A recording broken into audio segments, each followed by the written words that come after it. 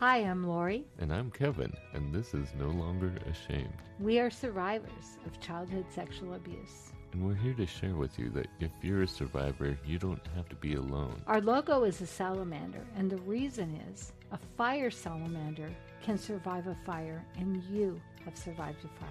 We want to help you with your journey to healing and hope.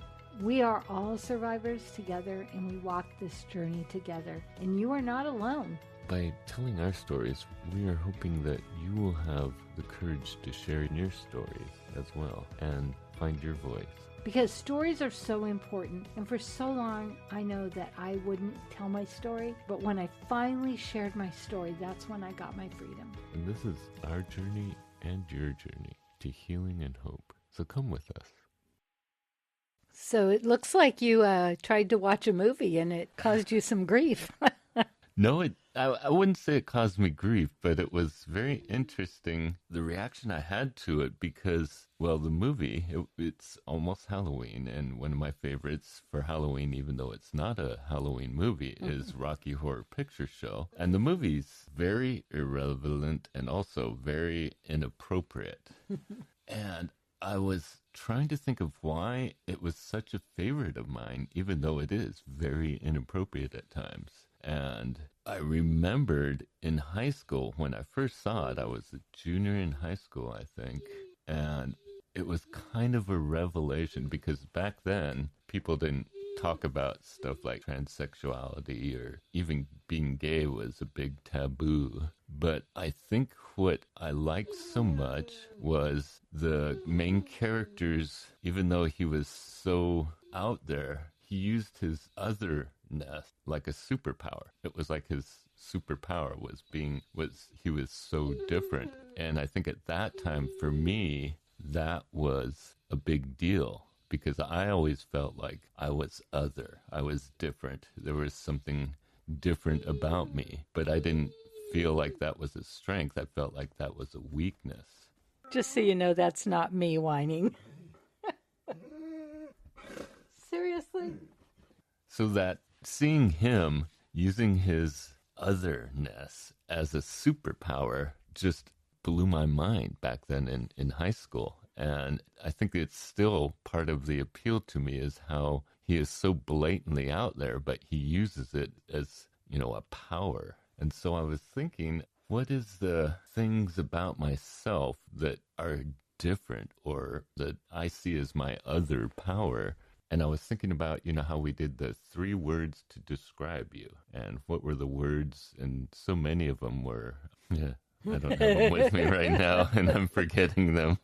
They meant a lot to you. You can't even remember them. Oh, dear. Leader. No. Leader. Kind. Generous. Yeah. Insightful. But I think for me, one of my, what I call superpowers or abilities that's a big deal is my empathy. Mm-hmm. And I have a strong sense of empathy. And I think along with that, I have a strong sense of justice. I really don't like seeing injustice or people being mistreated for any reason. And that's part of it's like the other side of the empathy is I have a strong sense of justice. So I was thinking, it feels like most survivors do develop a certain sense. A lot of them become more empathetic or more aware of other people's issues. And that is a strength.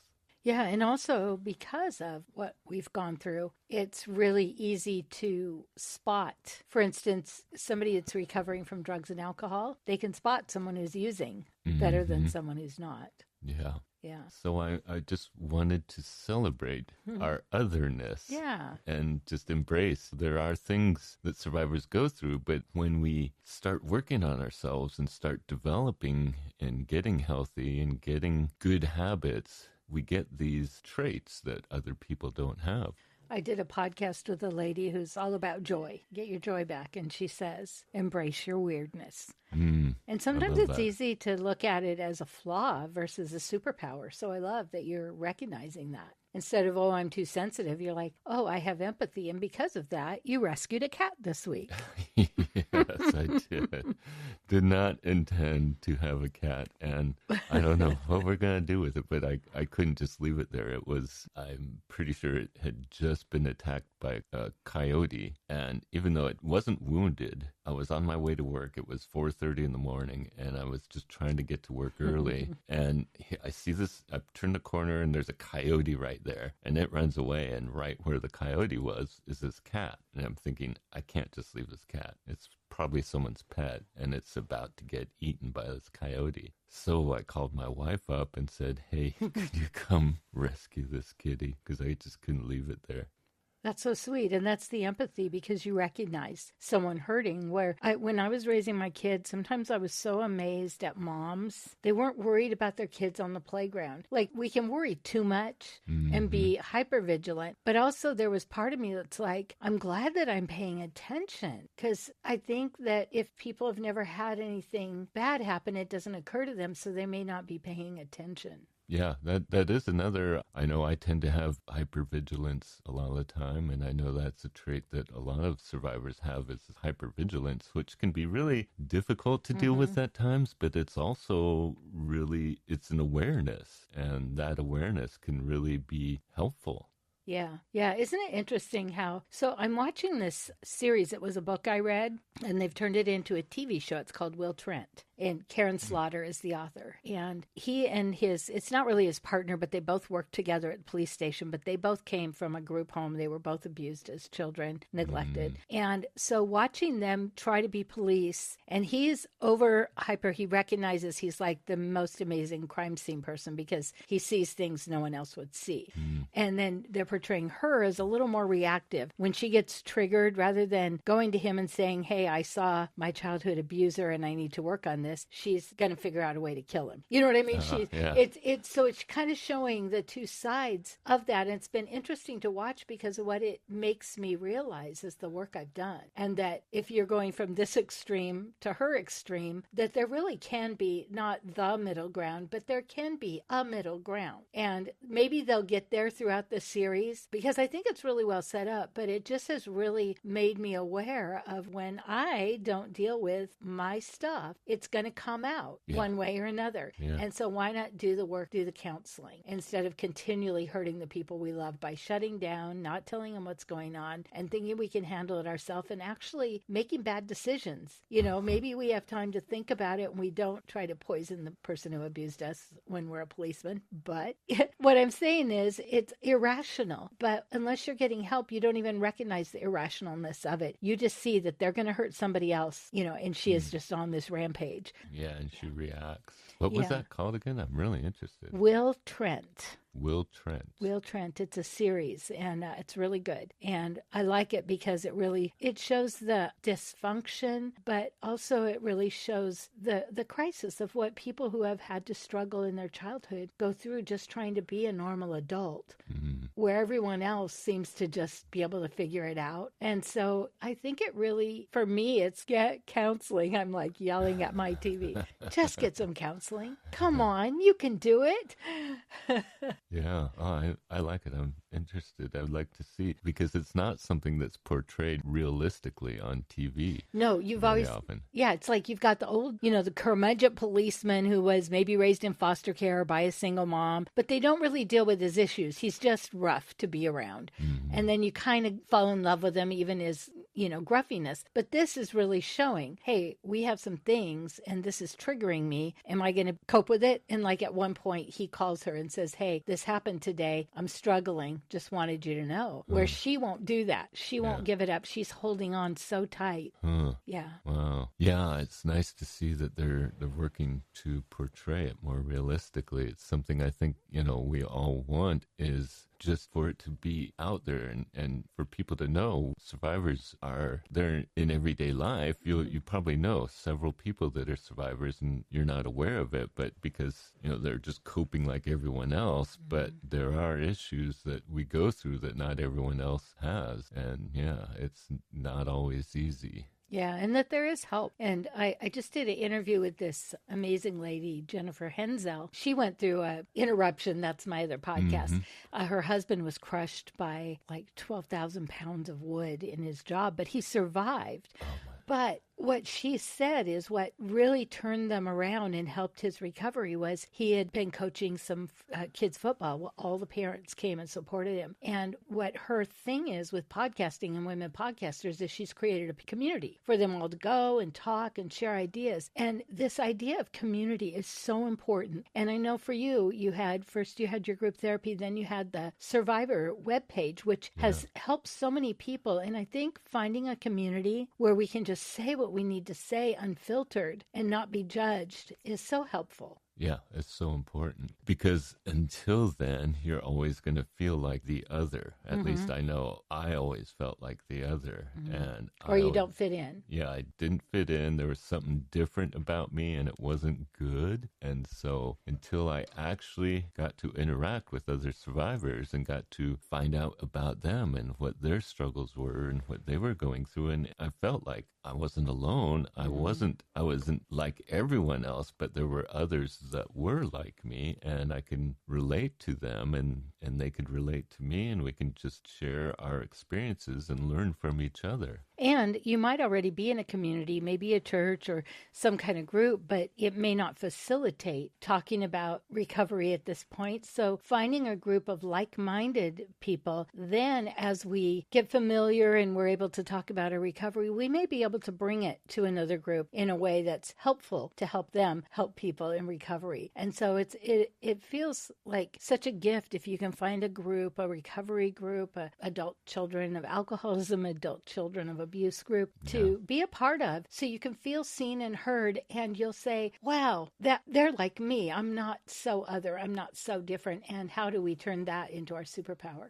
So, yeah, I think for me, just realizing when I first saw that movie that it was a revelation, because I felt like, even though I felt like an other, it didn't necessarily have to be a bad thing to be different. It didn't have to be a bad thing to have different experiences than everyone else I knew. And so I embraced that at that time without really knowing it, I'm pretty sure, just because. And it's funny, because of my experiences and my empathy towards others, I realized I've always had a lot of friends that are very different than most other people. And I've never had issues with gay people or lesbians or anyone who's different. And I've never felt uncomfortable. I've always kind of embraced people that were different than everyone else. And I think part of that is just embracing that otherness. Once I was able to embrace it in me without even really recognizing it, I started embracing it in others. And I think that's a really healthy trait to have. Well, it is, because when we think about people who are other, a lot of times they're ostracized or kicked out or not treated well. And if we can offer love to people that are different, that's really a gift. Yeah, so I think a good thing to do would be to try that 3-word description challenge that I did. Have at least 5 people give you a list of just 3 words or 3 to 5 words that would describe you. And each word is a description, like smart, happy, kind.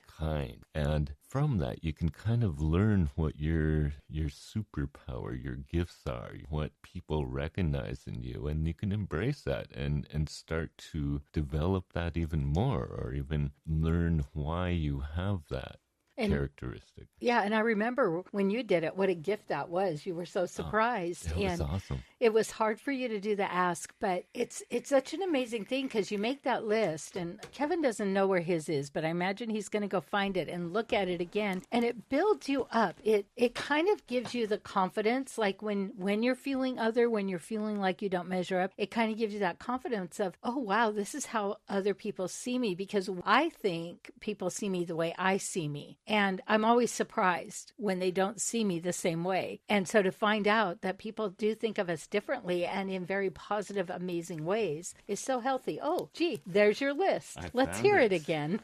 Okay, well, I got to find the page that has all the characteristics on what. There it is. Okay. Oh, and we've been visited by our Declan friend, really wants to be on this podcast. He can be our mascot. Oh, yeah, he's the mascot for sure. So the list goes empathetic, cautious, fun-loving, friendly, intelligent, thoughtful, spiritual, dependable, kind, loving, honest, and gentle, adventure, and light. So those are the two interesting ones. I'm glad adventure was there because I like that. Yeah. I'd like to see you make a collage out of those words or do something with them that you could look at every day. Because look at you smiling. It's like, isn't that great to see ourselves in a little bit of a different light? Because it is really easy to get caught up in our own daily thoughts, our own daily things about what we know about ourselves. Yeah, just get ground down by the grind. I know I have been lately because I've been working nights a lot lately. And then I switched to days last week, and all of a sudden my head's in the clouds because I'm just foggy the whole time. But I really do like that idea of doing something with these words just as a reminder because, I embrace all of these. I like them So some things you could do is you could find a picture for each word and make a collage, or there's this thing called Wordle on the internet where you put all the words in and it scrambles them up and makes like a little word picture. So there's some fun things you can do. And a friend of mine my friend, we had done this activity and she had written down, she'd made it into a poem, I am, and then she listed all the words. Well, she got a cancer diagnosis, and every time she was at chemo, she pulled out that list and she called it her poem. And she just read that. And she says that is what got her through. That is what got her through. And so we always hear, don't toot your own horn or don't think too highly of yourself. But I can tell you that survivors don't do that. We think too lowly of ourselves. So it's a way to boost us and to go, wow, what if I thought about myself the way others did? How would I be different? How might I act different in situations? What might I try that I'm not willing to try right now? It might give us the courage and strength. Yeah, so I highly encourage you to try that experiment. I dare you. That challenge, and then use it to find your otherness. Your superpower. The thing that sets you apart from others that is actually a positive thing that sets you apart, and how to develop that, how to look at it as a gift and why it is important to you. Because those things people recognize in you, they're there for a reason, and it's generally because those things matter to you.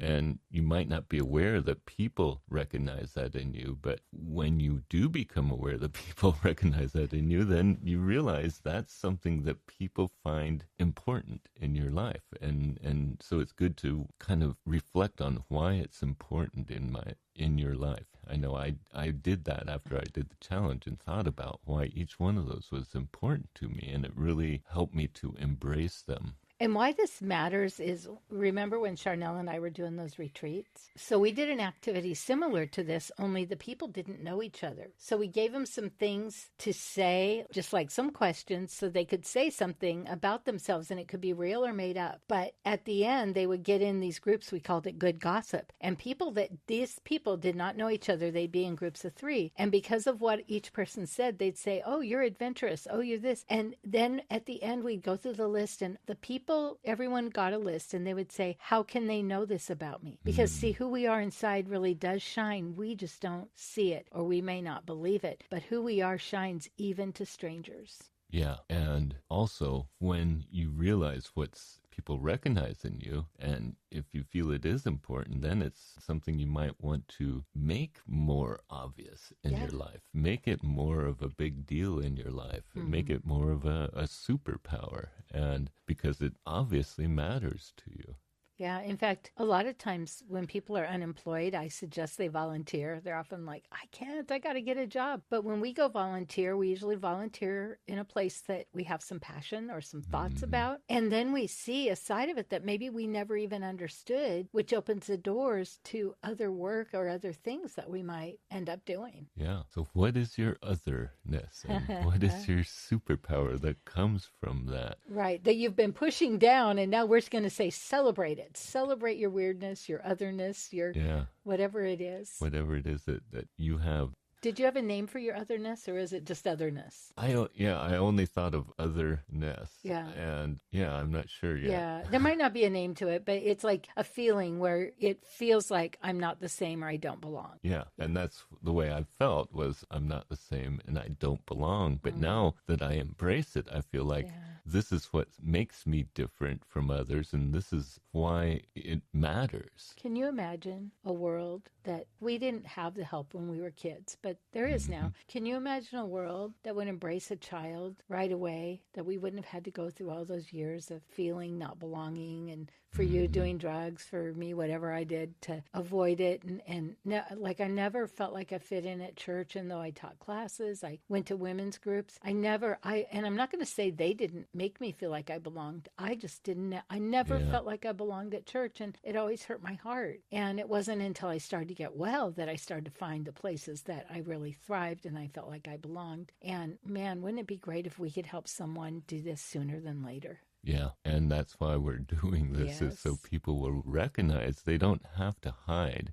The shame doesn't belong to them. The shame belongs to whoever did this to them, and it wasn't their fault. You didn't deserve it, and so you don't have to hide. You can share, and it's important to share so you can get to the healing, so you can get the help you deserve. Boy, that just says it all. Share your story. You know, that's the theme I'm hearing when I interview these women and some men, is when they had their pivot point is when they were finally able to really share their story. Whether it was her and her husband, you know, he lost his job, he lost everything, and he still has a lot of issues, but now he's an international speaker because he shared his story, which he thought, who would want to hear about me being crushed?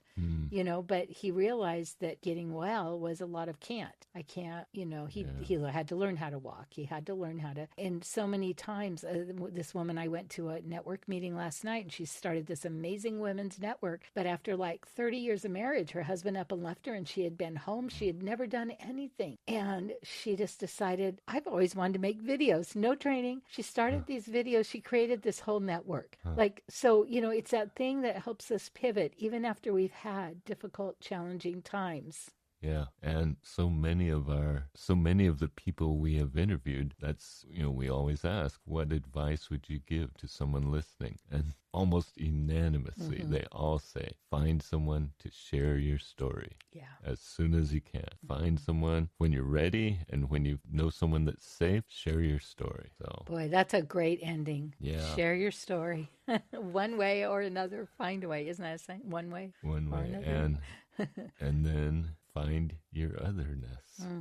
And we'll celebrate it with you. Yeah. So on that, this is a good time to pray. So that's it for today. We are going to have a prayer time if you want to stick with us. If not, we believe in you. We want to hear from you. We want to hear your stories.